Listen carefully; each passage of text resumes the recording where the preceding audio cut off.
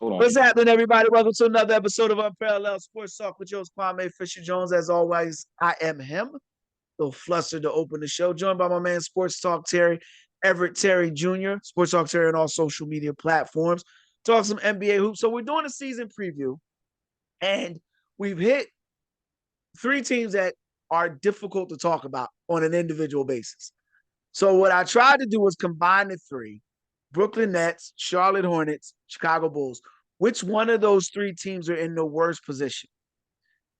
But I'm going to surprise you with because I was initially going to say Brooklyn. I thought Brooklyn was done, but I don't think they are. But I'm going to open up with you. Which of those three teams, the Chicago Bulls, the Charlotte Hornets, and Brooklyn Nets, are in their worst position or are further away from being competitive? The Bulls. I know nothing about the Bulls. I know nothing about the Bulls. So here's the problem with the Bulls. They go out and get Josh Giddey, who had this inappropriate relationship with a minor, give him a change of scenery. You kind of knew that was going to happen in OKC anyway. He was going to get shipped off somewhere. Chicago at this point they don't frown on that in OKC. Listen. It's not the land of yesteryear and the land of milk and honey when Jordan was there, Bulls. This isn't your baby Bulls with Derrick Rose and Jimmy Butler. This is the Chicago Bulls who stumbled to maybe get into the play-in and get trounced out in the first round. They've got decent individual talent, but their team culture sucks. And Billy Donovan is not an NBA head coach. I mean, they got Vukovic, who's been a good center, but not been great. Zach LaVine, who they were trying to trade for the last 3 seasons and still can't trade, who stays hurt. Lonzo Ball, who ain't played a minute Zach of LaVine basketball. Is still there. I can't either. They got Lonzo Ball. They got Lonzo Ball, who got hurt 2.5 years ago, ain't played basketball since, but got a massive contract. They got Pat Williams, who said, I don't want to sign this extension because I want max money, and he was averaging single-digit points per game. I mean, the only upside that they have is Ayo Dosunmu and Kobe White. I love Kobe White. I love Kobe White's game. He's the only upside on that roster where I'm like, all right, cool. He's a guy they drafted. He's young. He can finish at the rim. He can shoot the ball. Good playmaker. They need to get more around him. The problem is the way this roster is constructed, especially with Billy Donovan as the coach. I mean, Josh Giddey's a good piece basketball-wise. He's another guy that can help facilitate, get more looks. He's a guy that's a jack of all trades, a Swiss Army knife. I just don't know that the way that team is constructed, that they have enough to make any noise in the East. And they're in cap hell because they're strapped with LaVine's contract and Vukovic's contract and Lonzo Ball's contract. Although I think they might have a medical exemption on it, I'm not sure. But the point is, they don't have anything young in the pipeline outside of the guys I've already mentioned. The kid that they drafted, Modest Buzelis, whatever his name is, we got to see what he's going to be. He's a power forward, stretch four, maybe. I don't know. But at the end of the day, I think of those teams, the Nets have upside because they basically sold all their assets away to, play for Cooper Flag sweepstakes. And I love the Hornets. They just got to stay healthy. They have a good team. Lamelo, we talked about this the other day. Yeah. Lamelo gets hurt all the time. They're blowing up right now on the Lamelo circuit.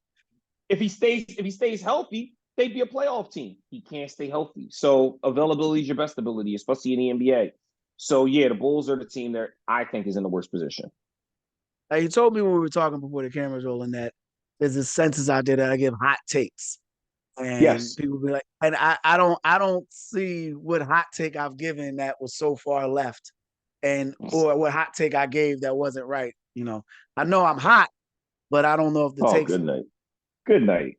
Take a nap. Here's I agree with you on the Bulls, but more so because a lot of position redundancy, and that's the calling card of a bad basketball team.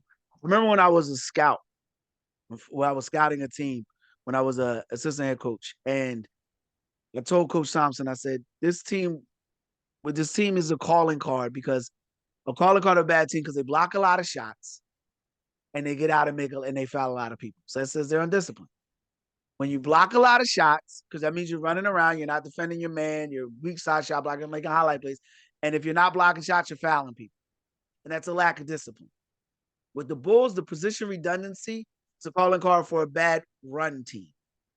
And when you bring in Josh Giddey, when Kobe White is starting to finally find his way, when he's starting to finally find what type of player he is, you bring in a guy who's going to take the ball out of his hands. Kobe White is not a shooting guard. He's not a small forward. No. He's a point guard. He's a point guard. He, on a good day, he might be a combo guard, but he struggled at times to play along Alex Caruso, who's your quintessential 3-and-D player. You bring in a guy like Giddey. So, you know, and that's what I'm saying. You bring in a guy like Giddey who's going to need the ball even more and who's less effective offensively. So it's that didn't make sense. Zach LaVine doesn't make sense on any. Vukovic doesn't make sense on any level. You tried DeRozan, you tried Lonzo. None of that worked. Why not just trade Zach LaVine at this point? Because you don't know what you want to do. You don't know what you want to do. You don't know what direction you want to go. Billy Donovan is the reason why Kevin Durant wound up in Golden State. A lot of people don't know that. Do your Googles. You'll find out why. So there's confusion at each stop. Billy Donovan is an extension of Maurice Cheeks, who's assistant coach. There's no difference there in coaching style. There's no difference there. So you're not getting anything from Coach Cheeks that you're not getting from Donovan. And it's like, it would be great if he was reinforcing the great principles of the triangle offense like Tex Winter, but he's not. He's reinforcing Zach LaVine taking bad shots and this team failing down the rim. So I don't know what Chicago's plan is. I don't know what Chicago's lineup is going to look like. I don't know what Chicago wants to do, what they plan to do, which is why I actually think Brooklyn is in best position. And this may be considered a hot take. I used to think Sean Marks was the second worst general manager in the NBA next to Daryl Morey. That's a hot take. What'd you say? That's definitely a hot take. But he's not. Because whoever the GM in Detroit is the worst general manager in the NBA? No, the guy in Detroit is the worst general manager in the NBA. He's got 5 guys to play the 4-5. Like, what are we doing? You know what? That's a valid argument, but I don't want to get an argument about Daryl Morey, but just let me say this. How many Hall of Famers has Daryl Morey had that he couldn't build around? See, when you don't have talent, you can say it's your fault. But when you screw up the talent, we know it's his fault. Oh, you know what's funny about that? No, you know we're not going to go on a Daryl Morey tangent. I'm going back to Brooklyn. No. You know who that sounds like? Real quick.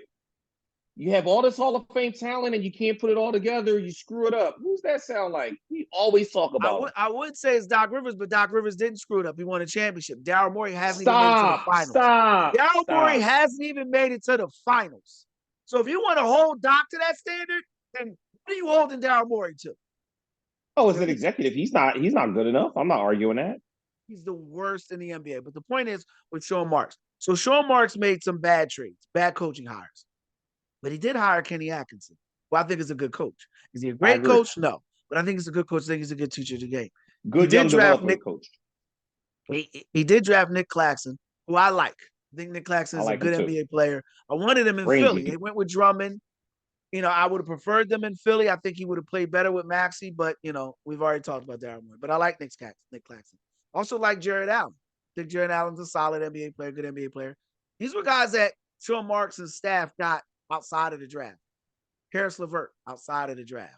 They were able to uncover guys who had been drafted by other teams. Spencer Dinwiddie, Joe Harris, and put together a playoff contending team. I take you there to bring you here. I think armed with not just the Cooper Flag available pick, like possibly in the top 5 pick, but being armed with multiple first-round picks will give Sean Marks an opportunity, and Sean Marks to build a roster. Exactly. To build, because they've done that before. Prior to the Kevin Durant, Kyrie Irving, I think we can call it a debacle. I think it was a debacle. That may have gone a different way had they just hired Mark Jackson. But for some reason, I'm going to say this, and I know I'm going to get hit up on this. For some reason, there seems to be something wrong in Caucasian America that sparked that when they see Mark Jackson, they get feared. They're afraid of Mark Jackson. So I'm gonna stop you there and say it has nothing to do with Mark Jackson being black or white. It's his religious beliefs and principles and the fact that he outwardly speaks against things like homosexuality. Why not Oklahoma City? Oklahoma City? Because Sam Presti's the general manager down there, and he doesn't want a guy that's going to I just told you, because he speaks outwardly against things like homosexuality in a world where we have to be accepting of all people's different sexualities. Why not Oklahoma City then? Oklahoma is a Bible Belt area. The Bible Belt area is fine, but you can't speak to what any executives of the organization are into or what the fan base is into. Just because they live in the Bible Belt doesn't. So you don't think there's no gay people in Oklahoma City? There are. You know what? I'll shed a little light. I'm going to give a little context to your statement. And we're going completely off the Brooklyn, but I want to give context to your statement. So the guy you're talking about, his name is Rick Welts for Golden State. He's a influential figure, or was, not just with Golden State but also within the NBA. Him and Mark Jackson allegedly had a schism, had a beef in which some comments were made, and it paints Mark Jackson in a terrible light. But there's also the Brian Scalabrine issue that he had in Golden State. Then there were some photographs or text messages in Golden State. Like we're already 10 minutes in the hole. So, the point I'm trying to make is I understand everything you're saying, but when you see other guys get multiple chances, multiple opportunities that don't look like Mark Jackson, and I don't want to point those people out because I don't want to bring to light some of the things that they've done. But the point is the fact that they've made hires with guys that is, if we're just keeping it about basketball, there's questions there. There's questions about basketball acumen. And I think his basketball acumen is character, fine. And if we're talking about character, there's questions there too. So I often don't say it's a cultural thing, but with Mark Jackson, I believe it's 100% a cultural thing. With Sam Cassell, I do not. But with Mark Jackson, with Mark Jackson is. So does the Brooklyn thing go different if they hire Mark Jackson? Does it go different if they keep Jacques Vaughn? Instead of demoting him in front of everybody, does it go different if they decide to promote Royal Ivy? Bringing in Steve Nash, you lost all legitimacy. I mean, even Kyrie Irving said, we don't have a head coach. We have a bunch of coaches. And that's not verbatim, but that's what he said about Steve Nash. So Brooklyn, outside of that experiment, sure, Marks has gotten talent in there, and he's been there for quite some time. They got rid of Mikal Bridges, so it gave them some cap flexibility eventually. And we argued this last year. He was their best player, but it was the Saquon effect. It's a Mercedes-Benz. We argued about that last year because you thought it was the Mercedes-Benz. Well, it was Mercedes-Benz parked in front of a squatter house. Like the rest of the team was in shambles. I think he's a Volvo at best. Stop it. He's at least an Infinity. Like $80,000, man. Listen, he's at least an Infinity. He's at least an Infinity. If he's an Infinity parked in front of a squatter. There are Volvos that cost more than Infinity. Yeah, the higher end supercharged maxed out ones. I could say that about a Hyundai, but we're not going to put Hyundai in the same category of Benz. We're fighting about nothing right now. So the point is with Mikal Bridges, we both agree though that now you agree with me that he wasn't a guy that was going to transcend your franchise. He wasn't going to lead you anywhere. They get an opportunity now to completely build their roster. The reason why I have them ahead of Charlotte is because Charlotte just got bad funk. Like, you got to start with Charlotte. You got to clean everybody. I know it sounds funny to say. I was trying to think of a better way to say it. But it's like, no matter what you do in Charlotte, you're always going to be the Hornets until you find a way to rid you of that. Al Jefferson, years ago, right?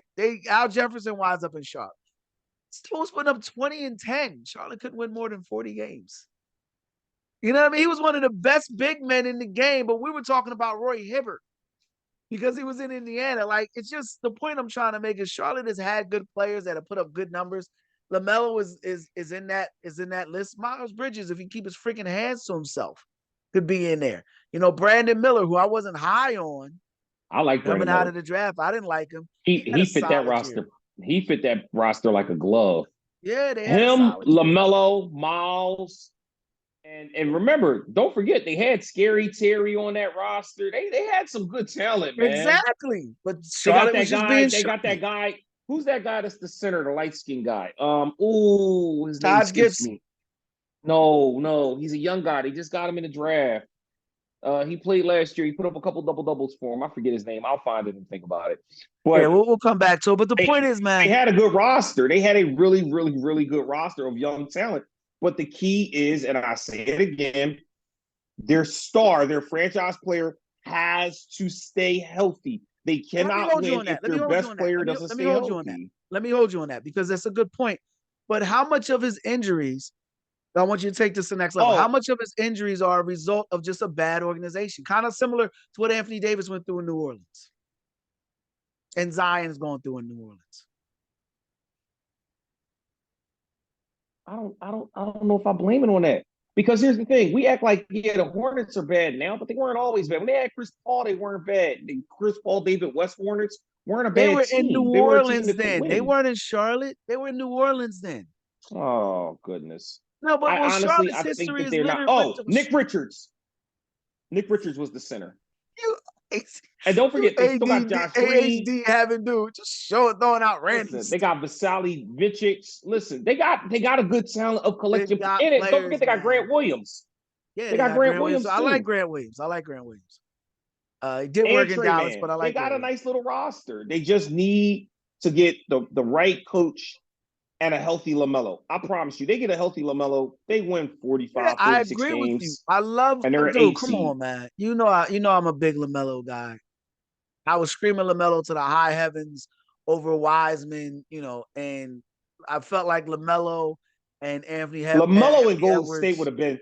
Lamelo in Golden State would have added 5 more years to Klay Thompson and Steph Curry's career. Somebody in that organization didn't want him or his father. It's his dad. It was his dad 1,000%. They're like, listen, we already got rid of one guy. Didn't want him and his father. I can't speak with certainty. But he hasn't done anything since Lamelo's come in the league. He's been quiet.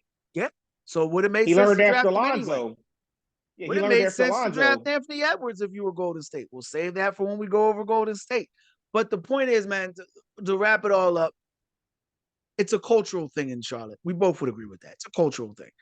That organization is littered with the Adam Morrison, the ghost of Adam Morrison. I mean, it's so many bad players, the Bobcats, the Kwame Browns of the world, so many bad I remember that Adam Morrison draft. I was like, there's no way he's the 3rd best player in this draft class. There was so much bad negativity wrapped up in that organization that a new coach isn't going to make a change. They got a new owner.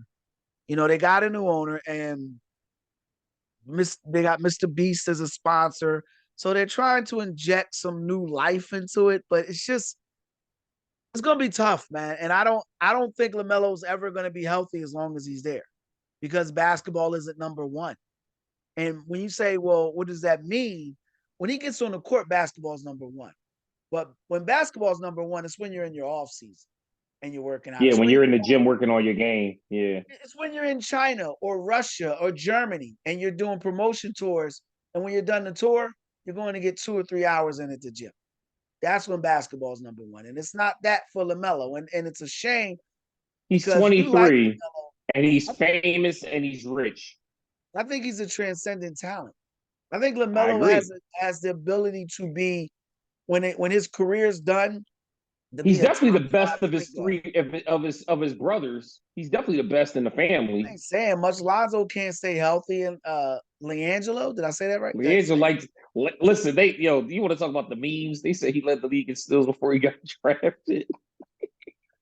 With that, so we agree as Brooklyn, man. I really as a basketball geek, I love what Brooklyn is doing. I really do. They've decided to do what a lot of organizations need to do, to just sit back and build through talent. Scout your talent, invest in your player development, and go that route, rather than trying to catch lightning in a bottle. And it's a lot of fails, took a lot of bumping to the head, but they did it. And Sean Marks has proven that he can draft talent. So I like that. Chicago, I don't know what the hell's going on with Chicago. I don't know what their plan is, which is scary. Because I have no idea what their plan is. Agree. They could turn it around quick if they made like 2 or 3 really good moves. They can't. They can't make good trades because they don't have any value to offer anybody. Zach LaVine is 4 years removed from being a good player in the NBA. Now he's just an injury-riddled headache. That's what he is. and you look at Kobe White. Kobe White's developing, but how much of his development, and I got 30 seconds left, how much of his development is predicated on the fact that they're playing on a bad team? So he's a guy that's benefiting off, what they call it, raiding the kitchen. He's still, that's what he's doing right now. That's it for this episode of Unparalleled Sports Talk. That's Everett Terry Jr. and Kwame Fisher-Jones. As always, if you like the podcast, make sure you share, subscribe to whatever your podcast platform allows you to do. Until next week, we appreciate your time and ear. Be easy.